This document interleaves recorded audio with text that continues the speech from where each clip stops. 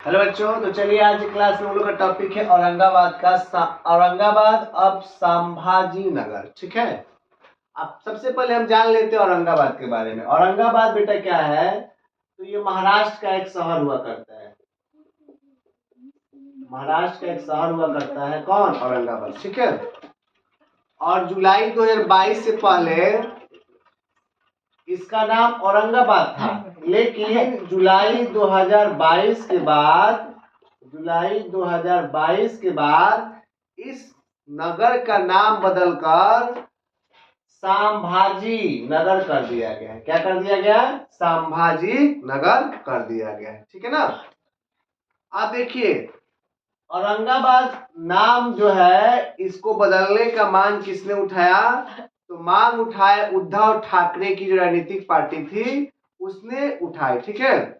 और संभाजी मराठा जो थे छत्रपति शिवाजी के क्या थे? बड़े पुत्र थे। ये कौन थे? संभाजी मराठा छत्रपति शिवाजी के क्या थे? बड़े पुत्र थे। छत्रपति शिवाजी के बड़े पुत्र कौन थे? संभाजी थे। ठीक है ना। और संभाजी औरंगाबाद शब्द के हटाने का मांग किसने उठाया? तो उद्धव ठाकरे की जो पार्टी थी लंबे समय से इसकी लड़ाई लड़ रही थी। और उसके बाद से औरंगाबाद नाम जो है यह 17वीं शताब्दी में, किस शताब्दी में? 17वीं शताब्दी में मुगल बादशाह के नाम पर रखा गया। मुगल बादशाह कौन था? औरंगजेब था। तो औरंगजेब के नाम पर ये नाम रखा गया था। लेकिन संभाजी नगर नाम जो है वह उद्धव ठाकरे की पार्टी ने क्या किया? जुलाई 2022 के बाद लाकर कर दिया। ठीक है। इसके अलावा मुंबई की जो अंतर्राष्ट्रीय हवाई अड्डा है उसका भी नाम बदला गया और उसका नाम किसान नेता दिवंगत कौन? डीबी पाटिल के नाम पर रखने की मंजूरी दी गई। 2022 में किसानों के नेता कौन हुआ करते थे? जो अब नहीं है, डीबी पाटिल हुआ करते थे। ठीक है ना, उनको दी गई। एक और शहर है उस्मानाबाद। उस्मानाबाद का भी नाम बदला गया और उसका नाम क्या रखा गया? धारा शिव रखा गया। क्या रखा गया? धारा शिव। नेक्स्ट टॉपिक हम लोग के विश्व प्रसिद्ध जगन्नाथ रथ यात्रा। तो विश्व प्रसिद्ध जगन्नाथ रथ यात्रा जो है वह कहाँ है? तो विश्व प्रसिद्ध जगन्नाथ रथ यात्रा जो है वह उड़ीसा में किया गया था। कहाँ पे किया गया था? उड़ीसा में। कहाँ पे? उड़ीसा में। ठीक है ना। और ये कब हुआ था? तो 1 जुलाई 2022 को विश्व प्रसिद्ध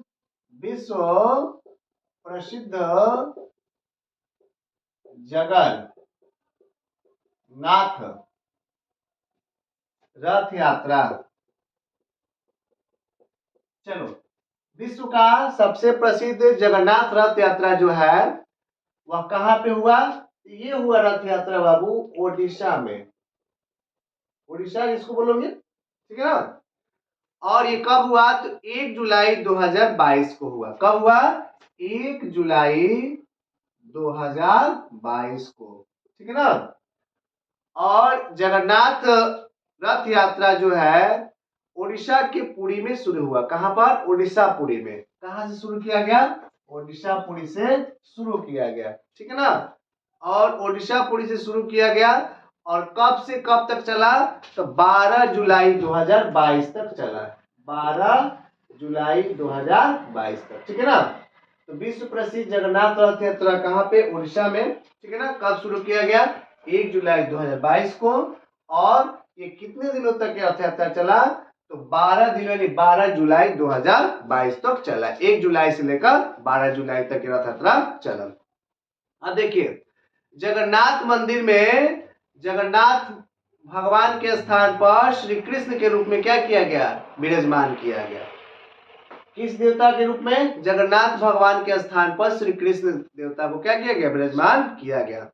और यहाँ पे प्रत्येक साल आषाढ़ महीने में और आषाढ़ महीने की अमावस्या तिथि को उनकी रथ यात्रा क्या की थी? निकाली जाती है। लेकिन कोरोना महामारी जब 2020 में आता है तो कोरोना महामारी को लेकर 2 वर्षों तक इस यात्रा को क्या कर दिया गया था, रोक दिया गया था। ठीक है, और 2 वर्षों के बाद इस रथ यात्रा को फिर से आयोजित 2023 में किया गया। ठीक है ना। अब देखिए इस मंदिर का आखिर निर्माण कब हुआ, तो इस मंदिर का निर्माण 12वीं सदी में किसने किया, तो गंग राजवंश के राजा हुआ करते थे अनंत वर्मन। ठीक है ना, उसने क्या किया, इसका निर्माण करवाया।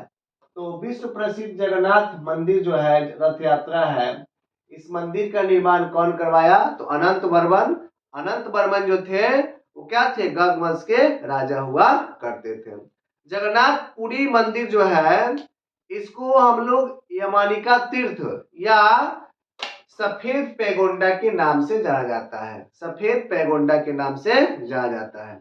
अब देखिए इसमें 4 धाम तीर्थ यात्रा है। 4 धाम तीर्थ यात्रा में कौन कौन सा है, बद्रीनाथ है, द्वारकापुरी है और रामेश्वरम है। कौन कौन है, बद्रीनाथ, गौर सुनिएगा, बद्रीनाथ, द्वारका, पुरी और रामेश्वरम, ये क्या है, इसके 4 धाम के हिस्सा हुआ करते हैं।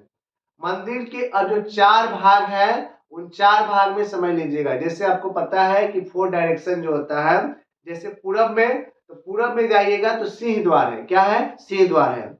और दक्षिण में क्या है, अश्व द्वार, क्या है, अश्व द्वार, घोड़े का द्वार है। पश्चिम में क्या है, व्याघ्र द्वार, बाघ का द्वार है। और उत्तर में क्या है, तो हस्ती द्वार है। तो हमने अब जान लिया, हमने क्या जान लिया, तो हमने जान लिया विश्व प्रसिद्ध जगन्नाथ रथ यात्रा कहां से शुरू हुआ, उड़ीसा में। कब शुरू किया गया, 1 जुलाई 2022 को, खत्म हुआ 12 जुलाई 2022 को। ये भी हमने बता दिया कि इसका जो शुरुआत था किस शताब्दी में हुआ, तो 12वीं शताब्दी में। और कौन बनवाया, अनंत वर्मन ने बनाया। अब आगे की हमारा टॉपिक है बेटा, अगला टॉपिक है अशोक स्तंभ। क्या है, अशोक स्तंभ, समझिए, अशोक स्तंभ, स्तंभ इसके बारे में आप लोग जानते होंगे।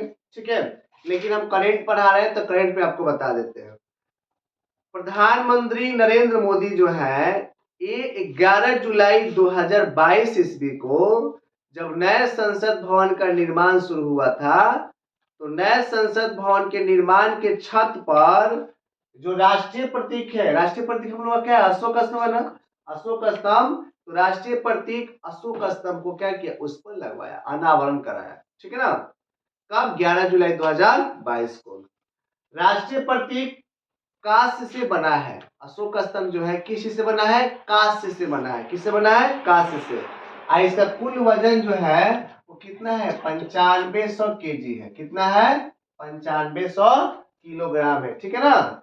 और ऊंचाई जो है वो कितना है, हाइट जो 6.5 मीटर हाइट है इसका। ठीक है ना। अशोक स्तंभ का कुल वजन जो है 9500 किलोग्राम है। यह कांस्य धातु से बना हुआ है और इसकी ऊंचाई जो कितना है, 6.5 मीटर है। ठीक है ना। इसको कहाँ लगाया गया है, जो नया संसद भवन बना है उस संसद भवन के छत पर लगाया गया है। अब देखिए इस नए संसद भवन का केंद्रीय कक्ष जो है, जो शीर्ष का बनाया गया है, इसके प्रतीक के सहारे 6500 किलोग्राम वजन का स्टील। अब देखिए इसमें कितना, 6500 किलोग्राम क्या है, स्टील है। कितना स्टील है, 6500 किलोग्राम स्टील है। और बाकी जो बचा स्टील से संबंधित जो धातुएं हैं उनको लगाया गया है। नए संसद भवन के छत पर जो राष्ट्रीय प्रतीक है, इसका रेखांकन जो है, रेखा चित्र जो है 8 अलग अलग हिस्सों, चरणों से क्या होता है, होकर गुजरता है। इसमें मिट्टी का प्रारूप है, कंप्यूटर का प्रारूप है और कांस्य ढलाई तथा पॉलिश करने की भी व्यवस्था है इसमें। ठीक है ना। साल 2020 में नया संसद भवन बनाने का प्रोजेक्ट जो है सबसे पहले किसे सौंपा गया था, तो साल 2020 में नए संसद भवन बनाने का प्रोजेक्ट टाटा प्रोजेक्ट्स को सौंपा गया था और उसमें कुल राशि जो दी गई थी वो कितना दिया गया था, 971 करोड़। कितना, 971 करोड़ की राशि नए संसद भवन के लिए टाटा प्रोजेक्ट्स को क्या किया गया था, सौंपा गया था। अगला हमारा टॉपिक देखिए क्या है, अगला टॉपिक है भारत के उपराष्ट्रपति का चुनाव। चलिए अभी तक काल में हमारे 2022 में भारत के उपराष्ट्रपति का चुनाव हुआ है। आपको बता दें कि अभी हमारे जो उपराष्ट्रपति हैं वे कौन है, धनखड़ जी है। कौन है, धनखड़ जी। ठीक है, चलिए ध्यान दीजिएगा। देखिए कोई भी उपराष्ट्रपति है, जब कार्यकाल समाप्त हो जाता है तो नए उपराष्ट्रपति का चुनाव आयोग करवाता है। आपको पता है ये बात। अब आपको हम बता दें कि वेंकैया नायडू का कार्यकाल जो था 10 अगस्त 2022 को समाप्त हो रहा था।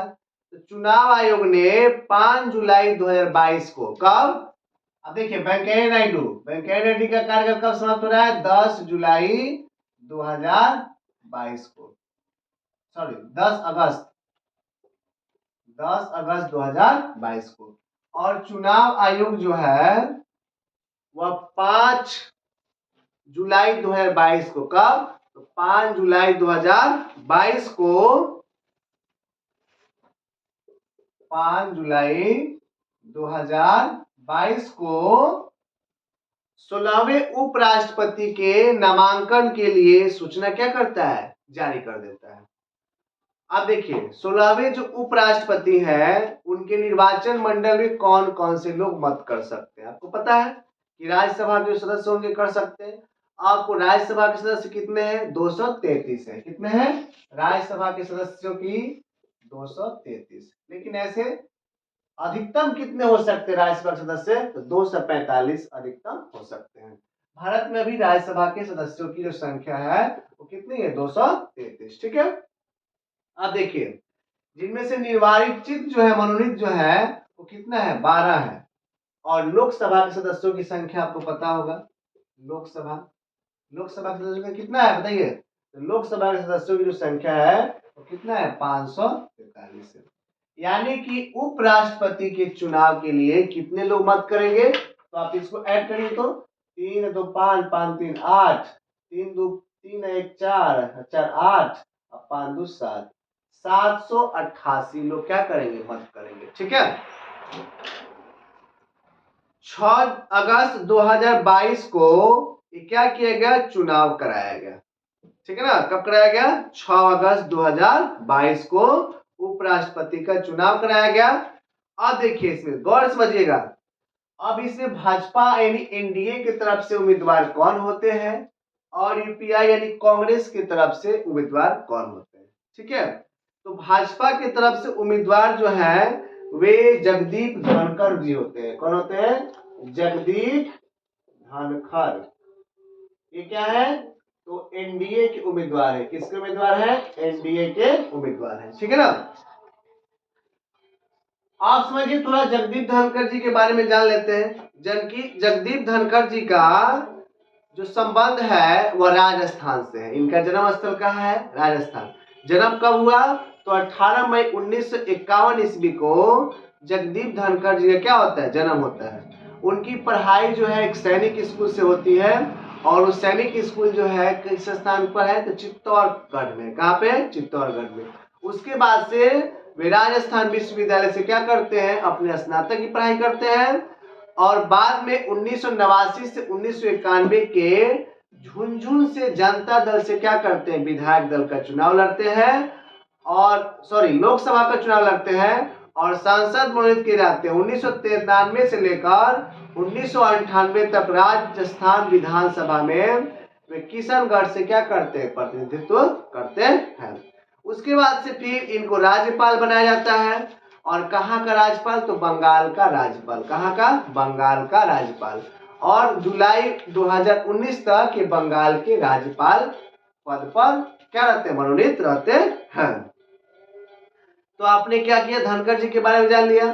तो धनखड़ जी किस पार्टी से हैं, तो धनखड़ महोदय जो है एनडीए पार्टी से हैं। उसके बाद हम जान जाते हैं विपक्ष में कौन आते हैं, तो विपक्ष का उम्मीदवार जो है वे मार्गेंट अल्वा है। कौन है, मार्गेंट अल्वा।